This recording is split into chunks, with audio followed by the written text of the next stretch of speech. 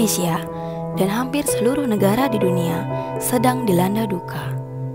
Pandemi COVID-19 yang akhir-akhir ini sering terdengar menjadi penyebabnya. Peristiwa menyebarnya penyakit menular yang disebabkan oleh coronavirus jenis baru yang diberi nama SARS-CoV-2 telah banyak memakan korban jiwa. Hampir semua orang kini mulai mengenal istilah virus. Lantas, apa sebenarnya virus itu? Bagaimanakah kita bisa menyebut itu sebagai virus?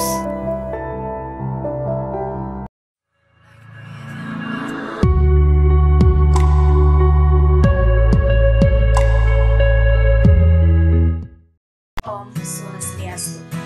Halo anak-anak semua, bagaimana kabarnya? Semoga selalu dalam keadaan sehat ya.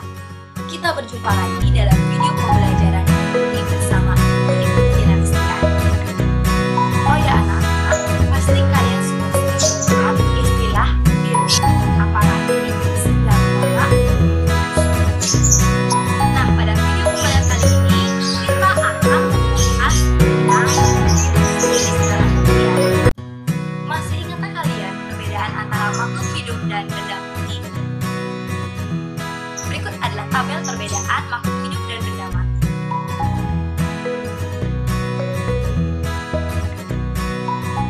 Ternyata, hingga saat ini penggolongan virus masih belum pasti.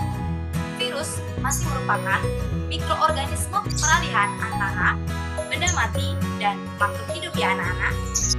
Baiklah, tujuan pembelajaran pada video kali ini adalah Tujuan pembelajaran yang pertama, peserta didik mampu menjelaskan pengertian virus dan menguraikan ciri atau sifat virus. Yang kedua, peserta didik mampu mengidentifikasi ciri-ciri atau sifat virus. Virus itu sebenarnya apa sih? kata virus berasal dari bahasa Latin, yaitu virion, yang berarti racun. Diartikan demikian karena hampir seluruh jenis virus menyebabkan penyakit bagi manusia, hewan, maupun tumbuhan.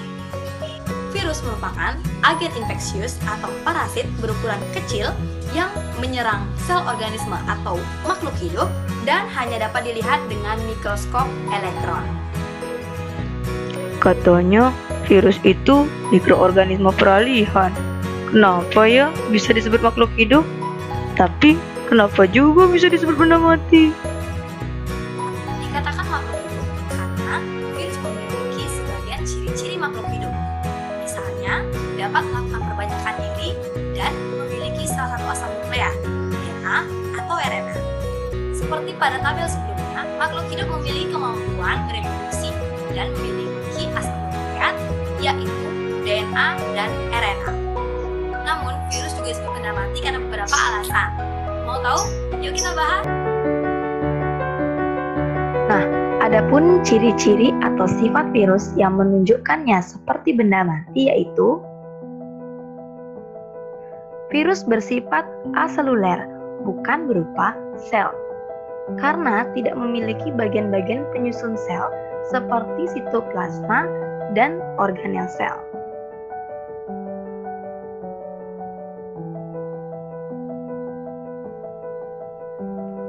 Virus bersifat parasit obligat intraseluler.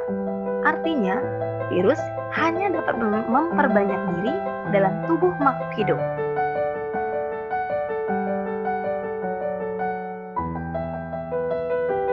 Virus mengadakan reproduksi hanya dalam sel hidup, yaitu dalam nukleus sel hidup, sitoplasma sel hidup, atau di dalam keduanya.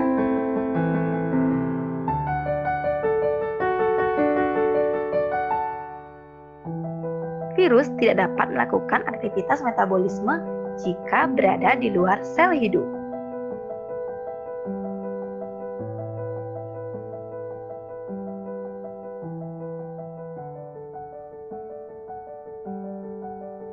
Virus hanya tersusun atas satu jenis asam nukleat, DNA atau RNA saja, tetapi tidak kombinasi keduanya, yang diselubungi oleh selubung protein yang disebut dengan kapsid. Kalau makhluk hidup memiliki DNA dan RNA, berbeda dengan virus ya, virus cuma punya satu jenis saja, DNA saja atau RNA saja.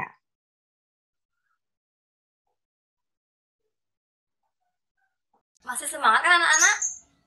Marilah kita lanjut pada ciri-ciri berikutnya.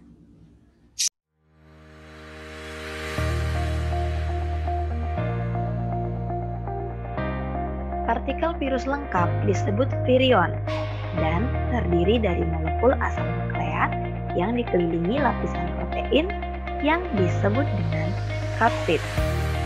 Pada beberapa virus, kapsid dikelilingi oleh struktur tambahan yang disebut amplop atau envelope atau sampul virus.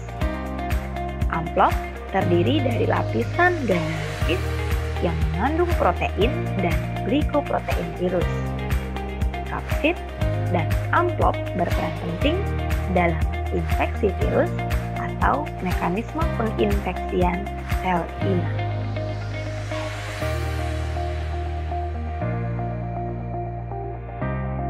Virus berukuran lebih kecil dari bakteri.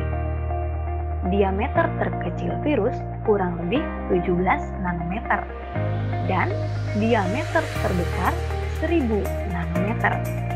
Dan virus hanya dapat dilihat dengan mikroskop elektron. Virus memiliki bentuk yang bervariasi. Ada yang berbentuk bulat, batang dengan ujung oval, berbentuk huruf T, dan polihedral.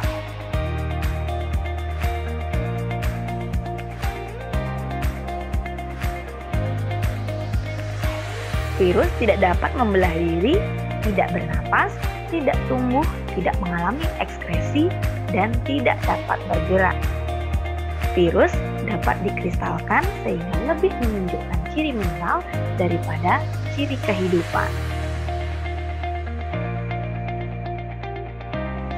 Untuk mengetahui pemahaman anak-anak mengenai materi hari ini, yaitu pengertian dan ciri atau sifat virus, silakan mencoba menjawab pertanyaan berikut ini. Perhatikan sifat-sifat mikroorganisme berikut. 1. Tubuh tersusun atas DNA atau RNA saja. 2. Dapat melakukan metabolisme sendiri. 3. Hanya dapat berkembang biak dalam sel host space. 4. Terdiri atas satu sel. 5. Dapat dikristalkan. Sifat-sifat yang dimiliki virus terdapat pada angka A. 1, 2, dan 3, B. 1, 2, dan 5, C. 1, 3, dan 5, D. 2, 3, dan 4, E. 2, 3, dan 5. Silakan anak-anak untuk memikirkan jawabannya.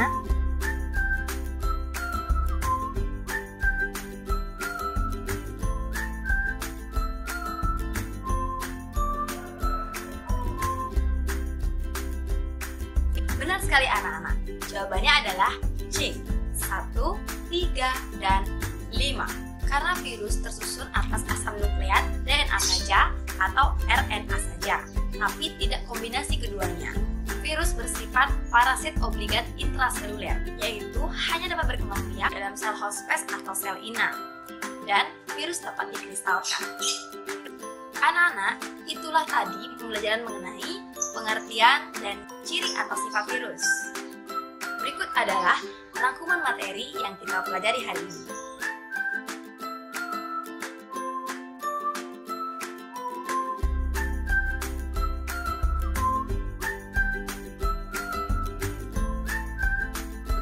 Jadi penting sekali untuk kita mengetahui pengertian dan ciri-ciri atau sifat virus untuk membedakannya dengan makhluk hidup maupun benda mati.